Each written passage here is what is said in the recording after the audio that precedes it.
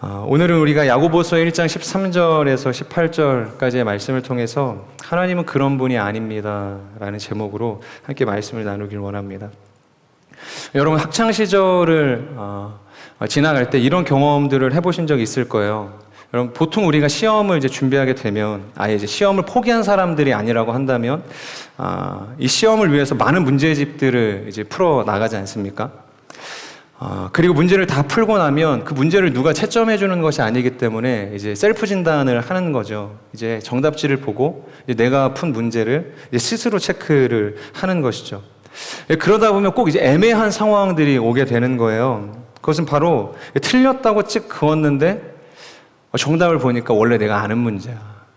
그러니까 조금만 더 주의 깊게 그 문제를 살폈으면 틀리지 않고 맞을 수 있는 문제였는데 틀리게 된 거죠. 그렇게 되면은 그때 이제 내 안에 이런 소리가 이제 들리기 시작하는 거예요. 이거 내가 원래 아는 문제잖아. 잠깐 이제 착각한 거라는 거죠. 그렇기 때문에 이 문제는 틀린 게 아니라 맞은 거야. 그렇게 기적의 3단 논법을 거치면서 이 사선으로 이제 틀렸다고 쳤던 문제는 어느새 이제 반원이 되는 현장을 이제 목도하게 되는 거예요. 그리고 틀린 문제는 더 이상 나에게 있어서 틀린 문제가 아니게 되는 것이죠. 여러분들도 그런 경험 해보신 적 있지 않으세요? 저도 굉장히 그런 경험이 많아요. 이거 원래 내가 아는 문제인데 하고 아예 사선을 긋지 않은 적도 있어요. 그냥 보류해뒀다 나중에 그냥 맞게 해놓고 총점을 맞은 걸로 해서 정답 표기를 했던 적이 있다는 거예요. 그런데 여러분 틀린 것은 엄연하게 틀린 것이죠. 이렇게 어영부영 구렁이 담 넘어가게 되면은 잠깐의 정신 승리는 될 수 있지만 이제 그 실수는 이제 반복이 될 거예요. 지속이 되어지고 나중에 정말 결정적인 순간에 큰 문제가 될 수 있다는 것입니다. 그러니까 진짜 시험의 순간에는 우리가 습관처럼 해왔던 이 기적의 3단 논법은 아무 의미가 없게 되는 것이죠. 우리가 병이 들었을 때도 의사의 이 정확한 진단이 있어야 이 정확한 처방을 하게 될 것이고 그리고 회복을 기대할 수 있게 되는 것이죠. 이처럼 틀렸다는 것을 인정하고 다시 공부할 수 있는 환경을 만들어야 나중에 그 틀린 문제가 더 이상 틀린 문제가 아니라 맞는 문제, 정답이 되어질 수 있는 것입니다. 사랑하는 여러분, 이처럼 인간의 삶에는 이런 사소한 유혹뿐만이 아니라 끊임없는 다양한 유혹들이 우리에게 찾아온다고 야고보 기자는 1장을 통해서 이야기하고 있죠. 더욱이 그리스도인들에게 이 유혹이라는 것은 특별한 것이 아니죠. 그러니까 모든 일상이 이 유혹에 노출되어 있다고 해도 과언이 아닌 것이에요.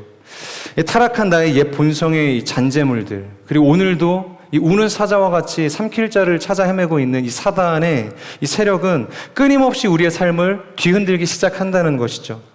그렇다고 촌스럽게 대놓고 찾아오는 게 아닙니다.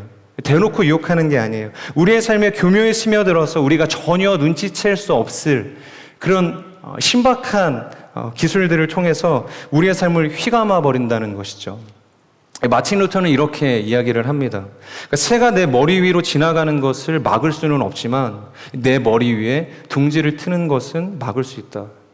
저는 우리가 오늘 함께 살펴볼 이 본문의 내용을 통해서 유혹이 찾아오는 것을 우리가 막을 수는 없지만 그럼에도 우리의 인생의 자리에 둥지를 트려고 하는 이 사단의 유혹만큼은 어떻게든 분별하고 그것을 거절할 수 있을까에 대한 영적인 지혜를 함께 나누기를 소망합니다. 우리 13절의 말씀을 함께 읽도록 하겠습니다. 시작. 누구든지 시험을 당할 때 내가 하나님께 시험을 받고 있다라고 말하지 마십시오. 하나님은 악에게 시험 받지도 않으시고 친히 누구를 시험하지도 않으십니다. 아멘. 지난주에 우리는 우리 인생에 찾아오는 여러 가지 시험 앞에서 어떻게 반응해야 할 것인가 라는 이야기들을 나눴죠. 특별히 야고보서에서 다루고 있는 이 시험이라는 것은 크게 두 가지가 있다고 말씀을 드렸는데 기억나시죠? 첫 번째 테스트였습니다. 이것은 하나님께서 우리의 수준과 실력을 점검하기 위한 이 연단의 방법으로 주신다는 것이었습니다. 이것은 결과적으로 하나님과의 관계를 더욱 온전하게 하고 우리를 하나님의 사람으로 빚어가는 귀한 역할을 한다고 말씀을 드렸죠. 또한 이 테스트는 우리가 얻게 된 혹은 앞으로 얻게 되어질 그 구원에 대한 실체를 보다 명확하고 분명하게 보여준다는 점에 있어서 영적으로 매우 큰 유익이 있다고 말씀을 드렸어요. 그리고 두 번째 시험은 또 다른 이름으로 가지고 있죠. 유혹이었습니다. temptation이라는 영어 단어를 사용하고 있죠. 이것은 테스트와는 다르게 하나님이 아닌 사단으로부터 출발하게 된 것이죠. 이 유혹은 우리가 하나님으로부터 멀어지게 하죠. 하나님과의 관계를 깨트리는 기능을 합니다. 그리고 우리가 죄악된 본성을 따라서 살아갈 수밖에 없게 만든다는 거예요. 오늘 23절부터 나오게 되어질 이 시험이라는 단어는 바로 이 두 번째 이 유혹을 이야기하는 것이죠. temptation, 유혹으로서의 시험을 지금 야고보 기자는 이야기하고 있는 것입니다. 그런데 중요한 것은 그 시험에 노출되어져 있는 사람들이 이 시험이 하나님께로부터 왔다라고 이야기를 한다는 거예요. 그러니까 시험이라고 이야기하니까 체감적으로 잘 느껴지지가 않으니까 저희가 그 시험이라는 단어를 다 유혹이라는 단어로 대체해서 13절을 다시 한번 읽어보도록 하겠습니다. 시작. 누구든지 유혹을 당할 때 내가 하나님께 유혹을 받고 있다라고 말하지 마십시오. 하나님은 악에게 유혹을 받지도 않으시고 친히 누구를 유혹하지도 않으십니다. 그러니까 쉽게 말하면 하나님께서 사람들을 유혹해서 그들을 시험에 빠지게 하셨다. 사람들이 그렇게 주장하고 있다는 거예요. 가령 이런 겁니다. 그러니까 에덴 동산이 완벽한 천국의 모델이었다고 한다면 도대체 왜 하나님은 선악과를 그곳에 두어서 아담과 하와를 시험하셨냐는 거죠. 그들을 넘어지게 만드는 원인을 제공하셨냐는 거예요. 그렇다면 여러분 정말로 하나님께서는 그 사람들의 주장처럼 아담과 하와를 유혹하셨던 걸까요? 그러니까 사람들을 유혹해서 넘어뜨리게 하시는 분이라는 것이죠. 그러니까 마르바돈이라는 이 미국의 여성 신학자는 이렇게 이야기합니다. 왜 하나님께서는 에덴 동산에 선악과를 두셨는가? 그 질문에 이렇게 대답하는 거예요. 그러니까 선악과가 그곳에 있었던 이유, 동산 중앙 가장 잘 보이는 자리에 위치할 수 있었던 이유는 바로 아담이 망각이라는 연약함 속에서 하나님의 존재를 잊어버릴까 봐. 그러니까 모든 것을 규제하고 통제하고 다스릴 수 있는 그 자리에서 살다 보면 마치 자신이 하나님이 된 줄 착각하게 될까 봐 하나님께서 선악과를 그곳에 두셨다고 이야기를 한 거예요. 그러니까 그곳을 가면 자신이 누구인지, 하나님이 누구신지가 기억나게 됐기 때문에. 다시 말해서 선악과라는 것은 하나님께서 아담의 삶에 주신 하나님의 스티그마, 그분의 흔적이셨다라는 겁니다. 그 흔적을 통해서 끊임없이 자신의 삶을 돌아보고 하나님의 존재를 기억할 수 있는 삶의 자리로 나아가시기를 요청하셨다는 거예요. 그들을 시험하기 위해서가 아니라. 이처럼 흔적은 그들을 넘어뜨리고 시험하기 위한 유혹의 그림자가 아니었고 오직 그들의 삶을 이끌어가는 유일무이한 기준으로, 표대로, 방향키로 삼게 하시기 위한 하나님의 선한 마음이 담겨져 있었다는 것입니다. 야고보는 바로 이것을 지금 23절을 통해서 이야기하고 싶었던 것이에요. 하나님은 우리를 시험이라는 이름으로 유혹하지 않는다. 하지만 문제는 유혹에 빠진 사람들이 그것을 인정하지 않는다는 거예요. 그리고 그것을 분별하지 못한다는 겁니다. 하나님께서 던져주시는 시험인 것인지 아니면 이것이 사단의 유혹인 것인지를 분별할 수가 없다는 거예요. 분별하기가 너무 어렵다는 것이죠. 마치 어두운 무대 위에 핀라이트 하나로 대상을 비추게 되면 빛의 밝기가 밝으면 밝을수록 주변은 사라지고 더없이 어두워지게 되지 않습니까? 우리가 유혹에 노출되어 과몰입하기 시작하면 이와 마찬가지로 주변에 아무것도 보이지 않기 시작하는 거예요. 그 빛이 비춰진 우리가 과몰입한 그 대상만이 보이게 된다는 것이죠. 여러분 혹시 이 리터러시라는 말을 들어보신 적 있으세요? 리터러시는 글을 읽고 쓸 줄 아는 능력을 이야기하는 것이죠. 바로 코로나 시대가 장기화되고 이 미디어 시대가 열리게 되면서 이 리터러시의 또 다른 개념이 등장하게 되었는데 바로 미디어 리터러시라는 개념이었어요. 즉 미디어 매체를 이해하고 분석하는 능력을 이야기하는 것이죠. 그런데 이것이 왜 중요한가? 그것은 하루에도 정말로 많은 미디어 정보들이 우리의 인터넷망을 타고 우리 개인의 SNS와 유튜브 같은 곳에 업로드 된다는 것이죠. 또 이 알고리즘이라는 이 프로세스가 장착이 되어 있다 보니까 이 수많은 정보들, 나와 무관한 정보들이 아무런 제지 없이 너무나도 손쉽게 나의 일상을 점거한다는 거예요. 그러니까 나의 일상에 찾아온다는 거죠. 그렇기 때문에 여러분 우리는 이런 일상 속에서 취사 선택을 할 수밖에 없게 되는 것이죠. 무엇이 우리에게 유익한 정보인가? 어떤 것을 피해야 하고 어떤 것을 우리가 받아들여야만 하는 것인가? 바로 이러한 미디어 리터러시의 능력을 통해서 분별력 있는 취사 선택이 가능하게 될 때 우리는 이 미디어 중독으로부터 벗어날 수 있게 되어진다는 것입니다. 이와 마찬가지로 우리의 신앙 역시 하나님께서 부르시는 그 부르심의 여정을 달려갈 때 끊임없이 찾아오고 우리를 넘어뜨리고 공격하는 이 시험의 유혹 앞에서 이 시험에 대한 이 리터러시 능력이 필요하다는 거예요. 이것은 과연 하나님께서 나를 바로 세우기 위해서 주시는 테스트인가? 그 연단의 기능을 하고 있는 것인가? 아니면 이것은 사단이 나를 넘어뜨리기 위해서 던져주고 있는 유혹의 덫인가? 바로 이 시험에 대한 리터러시 능력이 우리 가운데 주어질 때, 그것을 온전히 내 것으로 만들 때 우리는 죄의 중독으로부터 그리고 유혹의 이끌림으로부터 우리의 삶과 신앙을 비로소시킬 수 있게 되어진다는 것이죠. 사랑하는 여러분, 하나님의 시험과 이 사단의 유혹을 올바로 분별할 수 있는 이 능력을 여러분들이 온전히 갖출 수 있기를 주님의 이름으로 축복합니다. 24절의 말씀을 우리 계속해서 읽도록 하겠습니다. 시작. 각 사람이 시험을 당하는 것은 자신의 욕심에 이끌려 유혹에 빠지기 때문입니다. 24절은 사람이 시험에 빠지는 조금 더 본질적인 이유에 대해서 접근하고 있습니다. 바로 이 시험이라는 것은 욕심과 유혹이 만났을 때 발생하게 되어진다. 욕심만 가지고 만들어지는 것도 아니고 유혹만 가지고 만들어지는 것도 아니고 욕심과 유혹이 만났을 때 발생하게 되는 것입니다.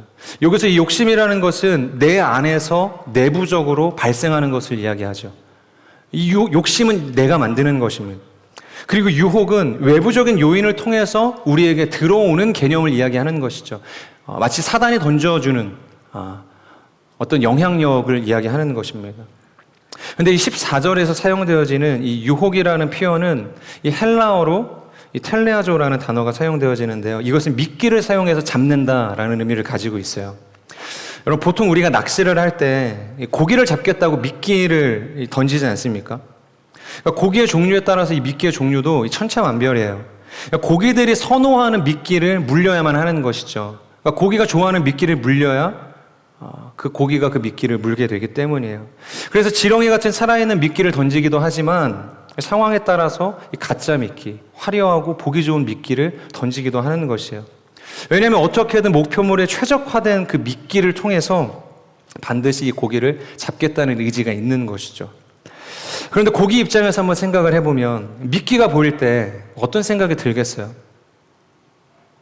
본인이 먹히겠다고 생각하고 그 미끼를 무는 고기는 없겠죠. 본인이 그 미끼를 먹겠다는 생각을 가지고 미끼를 무는 거예요. 그런데 결국에 어떻게 되냐? 먹히게 된다는 겁니다. 본인이 먹겠다고 접근을 하고 그 미끼를 물었지만 오히려 본인이 먹히는 결과가 낳게 되는 것이죠. 여러분, 한 번 더 생각을 해보면 좋을 것 같아요. 미끼 안에 뭐가 있죠? 미끼 안에는 바늘이 있죠. 바늘. 네. 바늘을 물려서 미끼를 이제 걸치는 거죠. 그리고 그 바늘은 뭐랑 연결이 되어 있냐? 실과 연결이 되어져 있어요. 그리고 그 실은 낚싯대와 연결이 되어져 있습니다. 그리고 그 낚싯대는 누가 들고 있어요? 사람이 들고 있는 것이죠. 결국에는 그 낚싯대를 들고 있는 사람의 손에 잡혀서 고기는 어떻게 되냐? 죽음에 이르게 되는 것이죠. 여러분, 여기서 우리가 무엇을 생각할 수 있어야 하냐면 미끼 뒤에는 죽음이 있다는 것을 기억할 수 있어야 돼요. 미끼 뒤에는 죽음이 있다. 그런데 문제는 그 미끼 뒤에 결코 죽음이 보이지 않게 설계를 해놨다는 거예요. 그러니까 바늘에 미끼를 물려서 바늘이 보이지 않게 해놨어요. 그리고 줄도 보이지 않는 재질로 만들어놨습니다. 심지어 낚싯대와 낚싯꾼은 이 물 밖에 멀리 앉아있기 때문에 볼 수도 없는 거예요. 존재하는지조차 인식하기가 어렵다는 것이죠. 그런데 미끼를 덥석 물면 어떻게 돼요? 줄줄이 끌려가기 시작을 하는 겁니다. 보이지는 않았지만 미리 치밀하게 세팅되어져 있던 장치들이 연쇄작용을 일으켜서 죽음에 이르게 한다는 것이에요. 여러분, 사사기를 보면 삼손의 이야기가 나오죠. 삼손은 나신일로 하나님께 어렸을 때부터 바쳐진 존재였습니다. 그러니까 스스로의 삶을 구별해야 할 책임이 있었고 하나님만을 위해서 살아가야 할 의무가 있었어요. 그런데 그에게 치명적인 약점이 있었습니다. 저는 욕심이라는 것은 스스로가 가진 그 결핍에 대한 강한 열망이라고 생각을 해요. 그래서 약점이 있기 때문에 그러니까 내 안에 결핍이 있기 때문에 그 욕심도 욕망도 만들어질 수 있다고 생각을 하는 것입니다.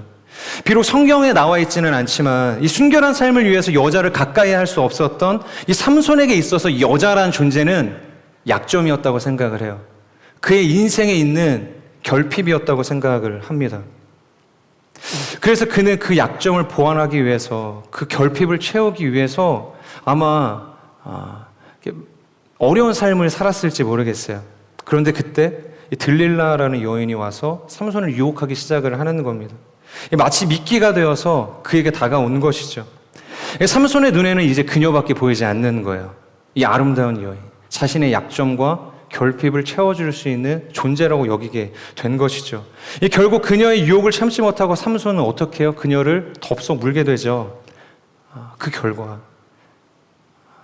이 블레셋 군대에 의해서 이 삼손은 모욕을 당하고 두 눈이 뽑히게 되고 나중에는 죽음에 이르게 되지 않습니까? 삼손의 눈에는 아름다운 들릴라밖에 보이지 않았지만 실상 그 뒤에는 이 블레셋이라는 나라가 존재하고 있었다는 거예요. 하지만 삼손은 그것을 보지 못했죠. 결국 자기의 욕심에 이끌려 그녀를 선택했던 결과는 죽음에 그를 이르게 했다는 것입니다. 사랑하는 여러분, 유혹이 찾아오는 것은 우리가 막을 수 없다고 말씀을 드렸어요. 하지만 마틴 루터의 말처럼 그 유혹이 우리의 욕망의 자리에 둥지를 트려고 할 때 그것을 물리칠 수는 있다는 겁니다. 그것을 거부하고 거절할 수는 있다는 거예요. 저는 우리의 모두의 인생이 이처럼 사단이 우리의 욕망의 자리, 우리의 인생의 자리에 이 유혹이라는 둥지를 트려고 할 때 능히 대적하고 물리칠 수 있는 온전한 믿음이 있기를 주님의 이름으로 축복합니다. 이 미끼 너머에 죽음이 있다는 것을 볼 수 있는 이 리터러시의 능력, 분별력이 여러분들에게 있기를 주님의 이름으로 축복합니다. 이어서 15절의 말씀을 이어서 읽도록 하겠습니다. 시작. 욕심이 잉태에 죄를 낳고 죄가 자라 사망을 낳습니다. 이 15절 역시 13절에 대한 조금 더 구체적인 설명을 담고 있죠. 결국 욕망의 자리에 둥지를 튼 이 사단의 유혹으로 인해서 죄가 발생하게 되었다 이야기하고 있죠. 욕심이 잉태해 죄가 나아지게 된 거예요. 세상 가운데 들어오게 되었다는 것이죠. 야고보는 이것은 여인의 출산 과정을 비유해서 이야기하고 있습니다. 우리는 이것을 통해서 두 가지를 깨우쳐야 하는데요. 첫 번째 무엇이냐면 유혹을 방치하면 죄를 잉태한다라는 것이에요. 유혹을 방치하면 죄를 잉태한다. 결국 죄라는 것은 욕심이 유혹을 받아들였기 때문에 발생하게 되는 것이죠. 때론 그것이 적극적인 수용일 수도 있습니다. 하지만 때로는 소극적인 방치일 수도 있죠. 하지만 중요한 것은 우리의 삶의 유혹이 둥지를 치는 것을 우리가 적극적이든 소극적이든 차단하지 않았기 때문에, 그것을 방치했기 때문에 그것이 자라나 죄라는 결과물을 낳게 만들었다는 거예요. 여러분, 예수님의 시험을 한번 생각해 보세요. 사단이 들어올 틈을 주지 않죠. 사단이 세 가지 유혹을 했지만 다 하나님의 말씀으로 그 사단의 유혹을 대적했다는 거예요. 예수님께서 그런 능력이 없으셨냐? 예수님께서 그것을 선택할 수 있는 자유가 없으셨냐? 그렇지 않죠. 예수님은 돌을 떡으로 만들 수 있는 능력을 가지실 수 있는 분이셨어요. 창조의 능력을 가지고 계신 분이었잖아요. 돌이 아니라 그냥 없는 무에서 유를 창조하실 수 있는 분이 예수님이셨어요. 그리고 예수님은 하나님이셨기 때문에 모든 것을 선택하고 결정하고 다스릴 수 있는 능력이 있으셨던 분이죠. 그럼에도 불구하고 그 사단의 유혹 앞에서 예수님은 하나님의 말씀으로 그 유혹을 차단하셨다는 거예요. 여러분, 유혹에 빠진 사람들의 특징이 있다면 그것은 하나님의 말씀에 대한 망각일 것입니다. 삼손이 그랬죠. 나시린으로서 주어진 하나님의 계명을 망각한 순간 그는 시험에 빠지게 됐던 것입니다. 그리고 아담과 하와를 한번 기억해 보세요. 이 선악을 알게 하는 나무를 너희가 먹게 될 때 정녕 죽을 것이다. 그렇지만 이 하나님의 말씀을 망각하게 된 것이죠. 죽을까 하노라. 죽지 않을 거야. 하나님의 분명하고도 명확했던 그 말씀이 망각되어진 것입니다. 여러분, 이처럼 사단의 유혹은 하나님의 말씀을 망각하게 만든다는 거예요. 망각이라는 헬라어 단어는 레테라는 단어가 사용되어집니다. 그래서 레테의 강, 망각의 강이라는 표현을 저희가 사용하잖아요. 그런데 진리를 뜻하는 단어 역시 이 아레테이아가 사용이 돼서 이 레테와 동일한 어원을 갖게 되는 것이에요. 즉 이 말은 우리가 유혹에 빠져 망각에 이르게 될 경우 하나님의 진리로부터 점점 멀어지게 될 거예요. 그래서 하나님의 진리로부터 떨어져 나가는 인생이 될 것이라는 거예요. 반대로 진리를 우리가 온전하게 붙들게 될 때 반대로 망각으로부터 벗어날 수 있는, 진리 가운데 굳게 설 수 있는 은혜를 우리가 누릴 수 있게 된다는 것이죠. 사랑하는 여러분, 우리는 죄와 싸워서 이길 수 없는 존재입니다. 인류의 역사라는 것은 한편으론 이 죄에 대한 패배의 역사라고 해도 과언이 아니죠. 만약 우리가 한순간이라도 이 죄와 싸워서 이길 수 있는 존재였다고 한다면 예수님은 아마 이 땅에 오시지 않으셨을 거예요. 우리에게 가능성이 있었기 때문에 그 가능성을 기대하셨겠죠.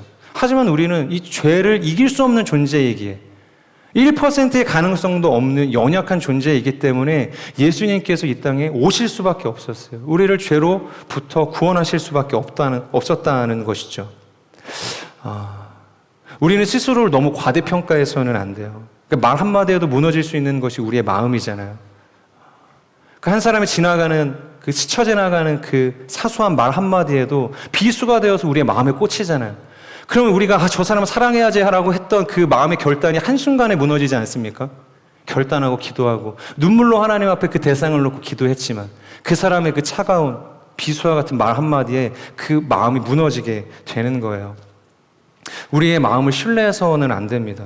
우리의 결단을 의지해서는 안 된다는 거예요. 오직 예수님처럼 하나님의 말씀만을 신뢰해야 한다는 것이죠. 죄가 잉태되어질 때, 그러니까 사단이 유혹의 모습으로 우리 가운데 찾아올 때 그것을 우리가 참아내야지, 한번 이겨봐야지, 그렇게 버텨내는 것이 아니라 하나님의 말씀으로 대적해야 한다는 거예요.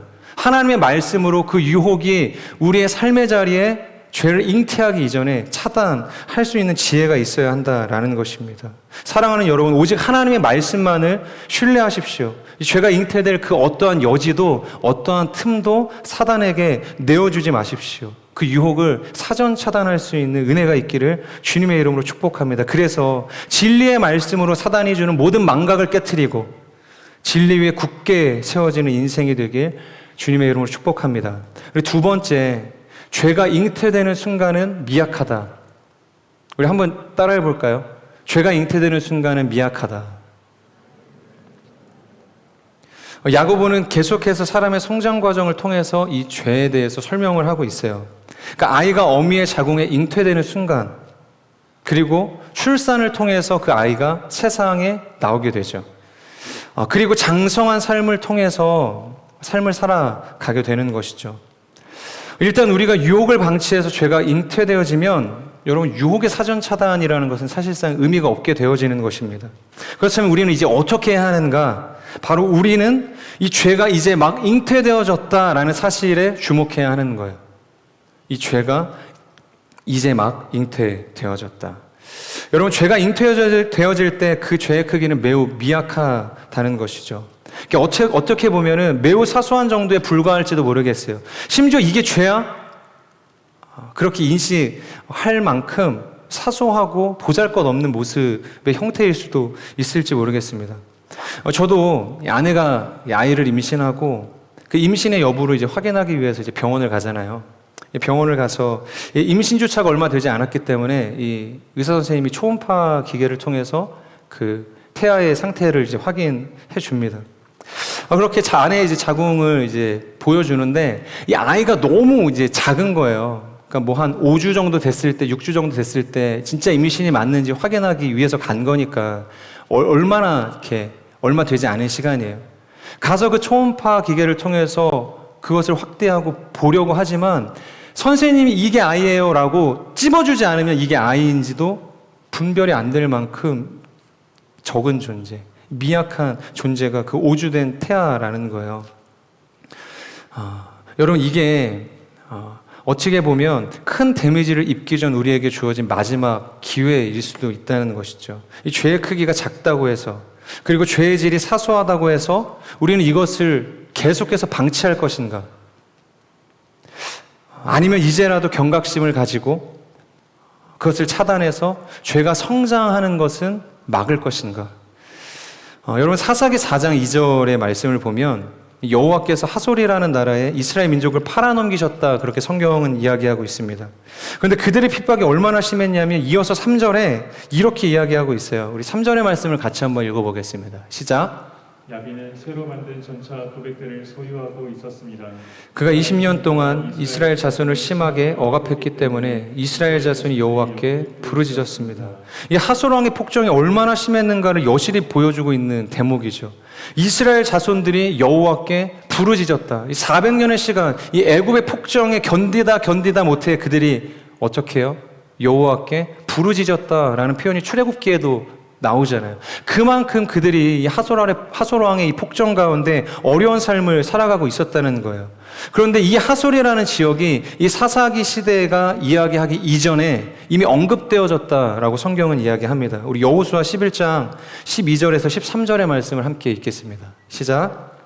여호수아가 그 왕들의 모든 성읍과 그 모든 왕을 붙잡아 칼날로 쳐서 진멸하여 바쳤으니 여호와의 종 모세가 명령한 것과 같이 하였으되 여호수아가 하솔만 불살랐고 산 위에 세운 성읍들은 이스라엘이 불사르지 아니하였으며 본문을 보면 모세의 명령을 따라서 모든 지역을 진멸해야 한다라고 했음에도 불구하고 뭐라고 이야기하냐면 산 위에 세워진 소수의 성읍들은 그냥 두었다. 그렇게 이야기합니다. 여러분 결국 그 성읍들이 시간이 지나고 성장해서 현재 이 사사기 시대 이스라엘 백성을 핍박하는 그 핍박의 목줄이 되었다는 거예요. 그 사소하고 보잘것없었던 그냥 내버려둬도 되었던 그 국가가 강성한 국가가 되어서 이스라엘의 목을 겨누는 칼이 되었다는 것이에요. 또 한 군데를 한번 살펴보겠습니다. 여호수아 11장 21절에서 22절의 말씀입니다. 같이 읽겠습니다. 시작.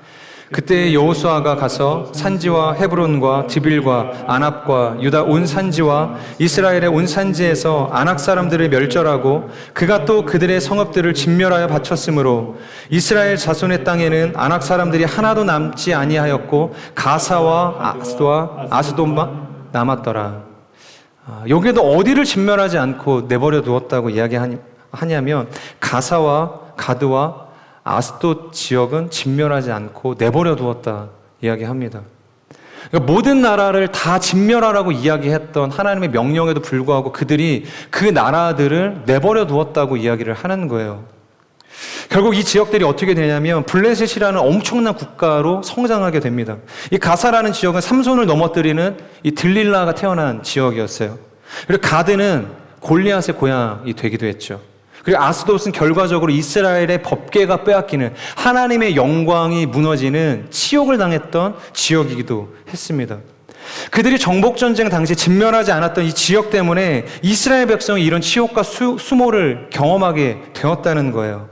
아마 그들이 생각할 때는 대수롭지 않은 수준이라고 생각했을 것입니다. 이 전체를 생각했을 때, 이 전체 가나안 병력을 생각했을 때 1%도 되지 않을 미약한 존재들이었다는 거예요. 이제는 승패에 아무런 영향도 미치지 못할 미개한 전력이라고 그들은 생각했을지 모르겠습니다. 그런데 여러분, 거대한 댐도 결국 작은 균열로부터 그 댐이 무너지게 되는 것이에요. 우리가 신발을 신고 걸어가다가도 신발 안에 들어온 이 작은 알갱이 그 하나 때문에 우리가 걸음을 멈춰서고 신발을 벗게 되어진다는 거예요. 그들이 타협하고 무시했던 이 작은 불씨가 결국 이스라엘 전체의 목을 겨누는 칼이 되었고 이스라엘 전체를 불태우는 화마가 되었다는 것이죠. 사랑하는 여러분, 그렇기 때문에 우리는 타협해서는 안 되는 것입니다. 이 죄의 유혹 앞에서 일말의 타협도 해서는 안 되는 것이죠. 결국 죄는 우리의 타협과 방치를 먹고 장성한 분량에 이르게 되는 것이에요. 지금 당장에는 그 모양이 미약할지라도 사소한 것일지라도 온전함을 기대하시는 그 하나님의 거룩한 요청 앞에서 우리가 결단해야 할 것은 그것을 방치하는 것이 아니라 구별된 마음을 가지고 하나님의 말씀으로 그 유혹을 대적하는 것일 것입니다. 저는 경각심을 가지고 나의 최선을 하나님 앞에 올려드릴 수 있는, 그래서 유혹을 사전에 미리 차단하고, 그리고 그것이 죄의 열매로 우리의 인생 가운데 찾아올지라도 미약할 때 그것을 제거해 나갈 수 있는 복된 인생이 되기를 주님의 이름으로 축복합니다. 우리 이어서 16절의 말씀을 계속해서 읽도록 하겠습니다. 시작. 내 사랑하는 형제들이여 속지 마십시오. 16절을 통해서 사도 바울은 죄에 빠진 너희여, 하지만 아직 기회가 있다. 그러니 지금이라도 속지 말아라. 돌이켜라. 하나님께로 돌아와라. 그러니까 죄가 주는 이 유혹의 달콤함을 벗어버리고 하나님을 바라라고 지금 명령하고 있는 것입니다. 비록 죄의 유혹에 빠졌지만 그 죄의 결과물들이 인생 가운데 나타났지만 아직 늦지 않았다고 이야기하는 거예요. 아직 돌아올 수 있다. 완전히 먹힌 것이 아니다. 사망에 이르지 않았다. 장성하기 전에 너희가 돌아와라. 장성해서 사망에 이르게 되면 끝이라고 이야기하는 거예요. 그래서 강렬한 명령구 어조로 16절에서 그렇게 이야기하는 것이죠. 내 사랑하는 형제들이여 속지 마십시오. 사랑하는 여러분, 사단은 언제나 좋은 것으로 최고의 것을 가리는 존재입니다. 속이는 존재이죠. 여러분, 반짝거린다고 해서 다 금은 아닙니다. 우리는 하나님이 주시는 이 베스트를 위해서 이 사단이 주는 이 굿, 과감하게 포기할 수 있어야 되는 거예요. 하나님이 주시는 최선을 우리가 얻기 위해서는 이 사단이 주는 보기 좋은 반짝거리는 이 굿을 내려놓을 수 있는 믿음이 우리 가운데 있어야 한다는 것이에요. 하지만 우리가 이 굿을 포기하기 위해서는 베스트를 볼 수 있는 영적인 시선이 열려야만 가능한 것이죠. 그래서 야고보는 이 17절을 통해서 이 유혹의 달콤함에 대비되는 우리에게 언제나 최고의 것을 주시는 하나님은 어떠한 분이신가에 대해서 소개하고 있습니다. 우리 17절의 말씀을 함께 읽도록 하겠습니다. 시작. 온갖 좋은 선물과 온전한 은사는 위로부터 오며 빛들의 아버지께로부터 내려옵니다. 그분에게는 변함도 회전하는 그림자도 없으십니다. 야고보는 이 17절을 통해서 두 가지를 이야기하고 있습니다. 첫째, 하나님은 무엇을 주시는 분이신가? 그분은 온갖 좋은 선물과 온전한 은사를 주시는 분이다 이야기하고 있어요. 이것은 야고보서 1장 전체의 문맥을 고려할 때 하나님께서 주시는 지혜를 이야기하는 것 같고요. 그리고 또 성령을 이야기하고 있는 것입니다. 두 번째, 그렇다면 그분은 어떠한 분이신가에 대해서 이야기하고 있어요. 그분은 어떠한 분이신가? 변함도 없고 회전하는 그림자도 없으신 분이다 이야기하고 있는 것입니다. 이는 불변하시는 하나님에 대해서 이야기하고 있는 것이에요. 즉 작정하시고 그 마음에 품은 것을 사람의 마음처럼 일일비해서 변기하시는 분이 아니라 취소하시는 분이 아니라 신실하게 그 언약의 약속을 성취하시고 이루어 가시는 분이 하나님이시다. 그렇게 지금 야고보는 이야기하고 있는 것이죠. 그렇다면 여기에서 이 하나님의 지혜와 성령이 우리에게 있어서 선물이라고 이야기하는 이 야고보의 의도는 무엇일까? 그것은 우리가 앞서 나눈 것처럼 하나님의 지혜와 성령이 우리로 하여금 시험의 모든 과정을 통과하게 만든다는 거예요. 그리고 그 시험의 과정을 통과해서 구원에 이르게 한다는 것이죠. 하나님께 결국 옳다 인정함을 받게 하고 우리 모두에게 예비된 상급인 그 생명의 면류관을 받을 수 있도록 인도해 주는 것. 그것이 하나님의 지혜, 하나님께서 주시는 성령의 역할이라는 것입니다. 그렇기 때문에 그것이 그 어떤 사단이 주는 좋은 것들보다 우리의 인생에 있어서 우리의 구원을 이루어감에 있어서 최고의 선물이 되어지고 최고의 은사가 되어진다고 지금 이야기하고 있는 것입니다. 그래서 그는 18절에서 이렇게 이야기하고 있습니다. 우리 18절의 말씀을 함께 읽도록 하겠습니다. 시작. 그분은 우리를 창조하신 것 가운데 첫 열매가 되게 하시려고 그분의 뜻에 따라 진리의 말씀으로 우리를 낳으셨습니다. 그는 이렇게 결론을 맺는 것입니다.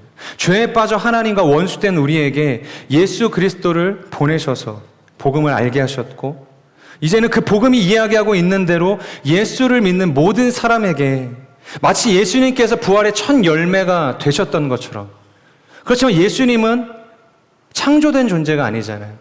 부활의 첫 열매가 되시긴 하셨지만, 구원의 첫 열매가 되셨지만 그분은 창조자셨습니다. 그래서 그분을 제외하고 모든 피조물, 창조된 존재의 첫 열매가 될 수 있도록 우리를 인도하시겠다고 이야기하는 거예요. 그 진리의 말씀을 통해서, 예수 그리스도를 통해 전해주신 그 진리의 말씀이 우리를 부활의 첫 열매로 인도할 것이다. 그것이 하나님께서 주신 온갖 좋은 선물과 신령한 은사라고 이야기하고 있는 것이에요. 여러분, 복음서를 보면 예수님께서는 제자들에게 목숨을 부지하고 정말 세상 것을 살피고 있는 그 제자들을 향해서 그렇게 이야기하세요. 무엇을 먹을까? 또는 무엇을 입을까? 걱정하지 말고, 또 무엇을 입을까도 걱정하지 말라고 이야기하세요. 그러니까 주님은 우리가 최선을 다해 살아야 한다는 것을 모르고 계셨던 분은 아니셨어요. 다만 우리의 염려와 우리가 걱정하는 것들이 욕망에 되어서 우리의 삶을 무너뜨릴까? 그것이 염려되었던 것이에요. 그래서 예수님은 그렇게 염려와 근심 속에서 욕망을 쫓아 살아가고 있는 제자들의 인생을 향해서 그렇게 생을 낭비하지 말아라, 이렇게 얘기하시면서 전혀 다른 차원의 세계를 보여주십니다. 이 세계는 제자들이 항상 마주하고 그 속에 살면서도 인식하지 못했고 미처 주목하지 못하고 있던 세계였어요. 예수님은 바로 제자들의 눈을 하나님께서 친히 창조하신 창조의 세계로 옮겨주신 것이죠. 이 마태복음 6장 26절을 보면 이렇게 이야기합니다. 공중의 새를 보아라. 씨를 뿌리지도 않고 거두지도 않고 곳간에 모아 들이지도 않으나 너희의 하늘 아버지께서는 그것들을 먹이신다. 그리고 이어서 28절을 보면 들의 백합화가 어떻게 자라는가 살펴보아라. 수고도 하지 않고 길쌈도 하지 않는다. 여러분, 지금 예수님께서는 매우 시적이고 아름다운 표현을 하고 계시는 것이죠. 그런데 이 이야기 끝에 예수님께서 덧붙인 결론의 이야기는 아름답다고 표현하기에는 가히 혁명적인 이야기를 하고 계세요. 마태복음 6장 29절을 보면 온갖 영화로 차려입은 솔로몬도 이 꽃 하나와 같이 잘 입지는 못하였다. 제가 이번 설교를 준비하면서 늘 보아왔던, 묵상했었던 말씀이었습니다. 그럼에도 불구하고 이 말씀이 저에게 훅 들어왔던 이유는 이 말씀이 바로 열왕기상 10장과 만났기 때문이에요. 거기서 우리는 솔로몬의 시대가 얼마나 화려했고 풍요로웠는지를 볼 수 있습니다. 사방에서 그와 교역하기 위해서 사람들이 몰려왔어요. 그 대표적인 인물이 바로 스바 여왕이었죠. 그는 아라비아 반도 끝에서부터 찾아와 이 솔로몬을 만나고 이 솔로몬의 지혜에 놀랐고 솔로몬의 신하들이 입은 옷과 그 식탁에 차려진 음식들, 그 집기의 화려함에 또 놀랐습니다. 또한 솔로몬은 수백 개의 방패에 금을 입혀서 이 왕실의 위엄과 권위를 부각시켰던 존재였죠. 또 상하로 큰 보좌를 만들었고 거기에다 잘 정련된 금을 덧입혔습니다. 6개의 계단 위에 그는 보좌를 만들었고 7번째 계단이 되게 함으로써 세계의 완성자라는 의미를 사람들에게 표현했어요. 이처럼 솔로몬의 시대는 가히 황금의 시대였다라고 이야기할 만큼 풍요로웠고 모든 면에 있어서 최고를 구가하던 시절이었습니다. 그런데 보세요. 예수님은 그런 솔로몬의 영광에 대해서 뭐라고 이야기하냐면 온갖 영화로 차려입은 솔로몬도 이 꽃 하나와 같이 잘 입지는 못하였다. 솔로몬의 영화로움, 그건 들에 핀 이 꽃 한 송이만도 못한 영화로움이야. 그 영화를 추구하며 살아가지 않았으면 좋겠어. 지금 그렇게 이야기하는 것이에요. 예수님은 지금 세상의 모든 권세의 화려함보다 더 위대한 정신, 더 온전한 가르침이 있다고 이야기하고 계시는 것입니다. 그것은 바로 하나님이 통치하시는 세계, 오직 그 하나님의 섭리만을 신뢰하고 의지하며 살아가는 이 피조 세계, 보잘것없고 하찮아 보이는 이 들에 핀 백합화도 그보다 더 영화로운 존재라고 지금 우리에게 가르침을 주고 계시는 것이죠. 그렇게 하나님만을 의지하고 살아가는 그 모든 세계가 진실로 복되다라고 선언하고 계시는 것입니다. 여러분, 전도서 1장 2절을 보면 헛되다라는 말이 무려 5번이나 나옵니다. 이처럼 전도서가 모든 것의 헛됨을 그 시작부터 이야기하니까 마치 전도서는 헛됨이라고 생각하는 경우가 많아요. 그러나 전도서가 말하는 이 헛됨은 의미 없음을 이야기하는 것이 아닙니다. 여기서 지혜자가 말하는 헛됨은 히브리어 이 헤벨이라는 단어가 사용되면서 이 영원이라는 단어, 이 올라와 대조를 이루게 돼요. 즉 우리의 인생의 이 순간적이고 찰나와 같은 시간 속에서 어떻게 살아가는 것이 의미 있는 인생이고 가치 있는 인생인지를 생각해라, 그렇게 도전을 주고 있다는 것이죠. 마치 야고보 사도의 말처럼 오직 하나님의 말씀만이, 그분의 존재만이, 위로부터 내려오는 그 신령한 그 지혜와 은사만이 변함도 없고 회전하는 그림자도 없어서 우리의 인생 가운데 영원할 것이라고 이야기하는 것과 같은 것입니다. 여러분, 그렇기 때문에 우리의 인생이 찰나에 불과한 인생이라고 한다면, 한 번밖에 살아갈 수 없는 인생이라고 한다면 마음대로 의미 없이 살아가는 인생이 아니라 바로 하나님의 뜻대로 하나님의 말씀을 쫓아서 살아가야만 한다. 그렇게 지금 전도서 그 지혜자는 이야기하고 있는 거예요. 여러분, 영화 바울을 보면 이런 대사가 있어요. 인간은 손에서 새어나가는 물 한 줌을 손에 넣기 위해 살아가지만 예수 그리스도를 따르는 자는 결코 그 끝이 보이지 않는 바다를 소유하기 위해서 살아간다. 사랑하는 여러분, 하나님께서는 우리에게 그 바다를 주시기 원하시는 분이세요. 그 영원한 세계를 우리에게 상급으로 주기를 원하시는 분이라는 것입니다. 하나님께서 주시는 것, 위로부터 우리에게 임하는 것은 결코 사단이 주는 그 화려하고 그 반짝거리는 것과 비교할 수 없는 가치를 갖는다는 것이죠. 저는 오늘의 말씀을 우리가 기억하면서 이 야고보 사도가 우리에게 던져주는 분명하고도 온전한 메시지를 우리의 마음 가운데 새길 수 있기를 소망합니다. 우리의 인생이 사단의 유혹에 빠져서 죄를 잉태하는 인생이 아니라 오직 위의 것을 추구하며 이 진리의 말씀을 따라서 우리의 생명을 낳을 수 있는 거룩하고 복된 인생이 되기를 주님의 이름으로 축복합니다. 우리 하나님께서 주신 말씀을 기억하면서 같이 기도하겠습니다. 기도하실 때 하나님, 오늘의 말씀을 우리가 기억하며 주 앞에 나아갑니다.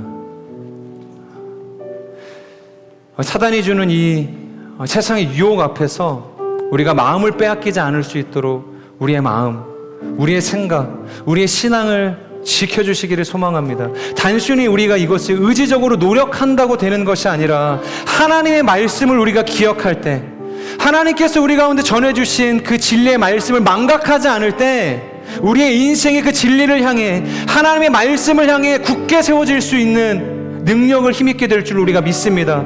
하나님의 말씀으로부터 멀어지지 않을 수 있도록 하나님 우리를 인도하여 주시옵소서. 그 망각의 늪으로부터 우리를 인도하여 주시옵소서. 구원하여 주시옵소서. 그래서 진리의 그 터 위에서 그 모든 망각을 깨뜨리고 하나님의 은혜를 선포하며 하나님의 기쁨을 선포할 수 있는 하나님의 사람들이 될 수 있도록 역사하여 주시옵소서. 우리 주어진 말씀을 기억하며 함께 기도하며 나아가겠습니다. 사랑하는 주님, 오늘도 세상의 그 유혹 앞에, 그 시험 앞에, 그 사단이 던져주는 그 수많은 소리 가운데 하나님 우리가 우리의 마음을 지킬 수 있도록 하나님 우리를 인도하여 주시옵소서. 우리의 생각을 지킬 수 있도록 우리를 인도하여 주시옵소서. 끊임없이 우리의 인생 가운데 하나님과 타협하기를 원하는 그 사단의 외침, 그 사단의 소리를 우리가 차단할 수 있도록 하나님 우리를 인도하여 주시옵소서. 그래서 하나님 우리가 유혹에 빠져서 우리의 인생이 그 실패의 길을 걸어가고 있는 순간에 마치 이 시험이 하나님께로부터 왔다, 하나님께 그 책임을 전가하는 그 패역한 인생으로부터 벗어날 수 있도록 하나님 우리를 인도하여 주시옵소서. 오직 그 진리의 말씀을 기억하고 그 하나님의 그 진리를 붙들고 하나님께로 나아갈 수 있도록 하나님 우리를 인도하여 주시옵소서. 그 유혹이 우리의 인생 가운데 찾아오는 것을 우리가 막을 수는 없지만 하나님 그 유혹이 우리의 인생 가운데 둥지를 트는 것을 우리가 결단코 대적하며 물리치며 막아낼 수 있는 하나님 영적인 결단을 우리 가운데 허락하여 주시옵소서. 우리의 힘과 능력과 지혜로 이것을 감당할 수 없음을 고백합니다. 하나님 더 높은 차원, 하나님의 그 나라를 향한 하나님 영적인 시야가 열릴 수 있도록 하나님 우리를 인도하여 주시옵소서. 우리가 그 베스트를 발견했기에 하나님 사단이 던져주는 그 반짝거리는 그 굿을 하나님 우리가 놓칠, 하나님 내어버릴 수 있는 하나님의 사람들이 될 수 있도록 역사하여 주시옵소서. 최고의 것을 선택할 수 있는 하나님 믿음의 결단과 하나님 믿음의 용기가 우리 가운데 있게 하여 주시옵소서. 하나님이 주시는 것, 하나님께서 우리 가운데 예비하신 온갖 좋은 선물과 그 하늘로부터 내려온 그 신령한 은사들은 우리를 구원에 이르게 하려는 참된 지혜가 될 것이고, 모든 사단의 유혹을 대적하고 능히 그 모든 사단의 굴레를 결박하고 무너뜨리는 성령의 능력이 될 것입니다. 그 지혜를 소유하고 그 능력을 붙들고 나아가는 거룩하고 복된 하나님의 사람들이 될 수 있도록 하나님 우리를 인도하여 주시옵소서. 오늘도 우리의 인생을 인도하시는 그 주님을 바라볼 수 있도록 하나님 우리를 인도하여 주시옵소서. 오 주님, 그 주님을 보게 하여 주시옵소서. 그 주님을 붙들게 하여 주시옵소서. 그 주님의 음성 가운데 우리의 마음을 드릴 수 있도록 하나님 우리를 인도하여 주시옵소서. 오 신실하신 주님 찬양합니다. 오 주님, 우리 함께 찬양하며 나아갑시다. 주님을 보게 하소서. 주님을 보게 하소서.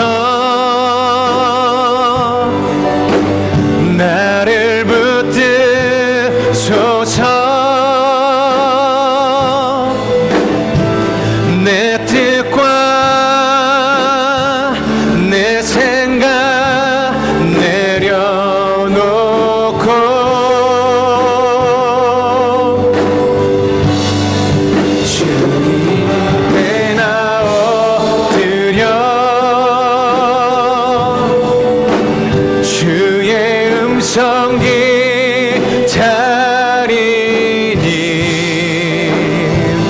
나를 부르실 때 믿음으로 걸어가리. 주님을 보게 하소서. 주님을 보게 하소서. 아멘. 나를 붙드소서.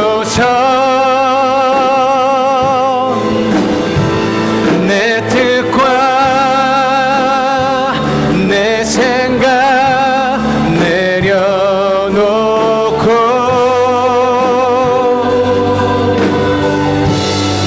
주님 앞에 나엎드려 주의 음성 기다리니 나를 부르실 때 믿음으로 걸어가리. 우리 한 번 더 기도하며 나아갈 때 우리 다 함께 자리에 일어나셔서 믿음으로 기도했으면 좋겠습니다. 하나님, 우리가 주의 말씀을 기억하며 주께로 나아갑니다. 우리가 언제나 우리 인생 가운데 우리가 여러 가지 시험을 만나는 그 순간 속에서도 하나님, 사단이 던져주는 그 유혹에 반응하지 않을 수 있도록 하나님 우리를 인도하여 주시옵소서. 사단이 던져주는 그 가치를 위해서 우리의 마음을 빼앗기지 않게 하여 주시고, 언제나 우리의 인생 가운데 최선의 것, 최고의 것을 주길 원하시는 그 하나님의 베스트를 바라보며 나아갈 수 있도록 하나님 우리를 인도하여 주시옵소서. 그 하나님께서 주시는 온갖 좋은 선물, 하늘로부터 임하는 그 신령한 은사들은 하나님께로 이르는 구원의 참된 지혜가 될 것이고, 우리의 인생의 모든 역경을 가로막는 사단의 견고한 진을 파쇄하는 성령의 능력이 되어질 것을 우리가 믿음으로 고백하오니, 그 지혜를 소유한 인생이 되게 하시고 그 성령의 능력을 붙들며 나아가는 하나님의 사람들이 될 수 있도록 역사하여 주시옵소서. 우리 하나님께서 주실 그 거룩하고 복된 그 선물과 은사를 간구하며 우리 함께 기도하며 주 앞에 나아가겠습니다. 신실하신 주님, 우리가 위로부터 내려온 하나님의 그 신령한 은사들을 구하며 나아갑니다. 온갖 좋은 선물들을 구하며 주 앞으로 나아갑니다. 하나님, 그 사단의 소리에 우리의 마음을 빼앗기지 않게 하여 주시옵소서. 그 사단이 주는 그 가치를 우리가 붙들지 않을 수 있도록 하나님 우리를 인도하여 주시옵소서. 하나님과 같이 될까 하노라. 하나님, 우리가 사단이 주는 그 속삭임에 하나님이 금지한 그 율법을 넘어가지 않을 수 있도록 하나님 우리를 인도하여 주시고, 하나님, 우리가 정말로 하나님이 주시는 그 복된 은혜와 그 참된 자유를 누리기 위해서 붙들어야 할 것을 하나님의 말씀임을 기억하게 하여 주시옵소서. 그 말씀이 분명히 오늘의 야고보를 통하여서 선포하고 있는 것처럼 오직 신령한 것, 오직 우리를 구원에 이르게 하는 그 놀라운 능력은 위로부터 내려온다. 위로부터 내려오는 선물이다. 위로부터 내려오는 은사라고 말씀하셨사오니, 오늘 우리가 다른 것을 구하지 않게 하여 주시고 위를 향하여, 그 하늘을 향하여, 그 거룩하신 하나님을 향하여 나의 믿음의 눈을 들 수 있도록 하나님 우리를 인도하여 주시옵소서. 그 하늘에 있는 영원하신 그 하나님, 그분의 지혜를 구하게 하여 주시고 그 성령의 능력을 구하며 주 앞으로 나아갈 수 있도록 주여 역사하여 주시옵소서.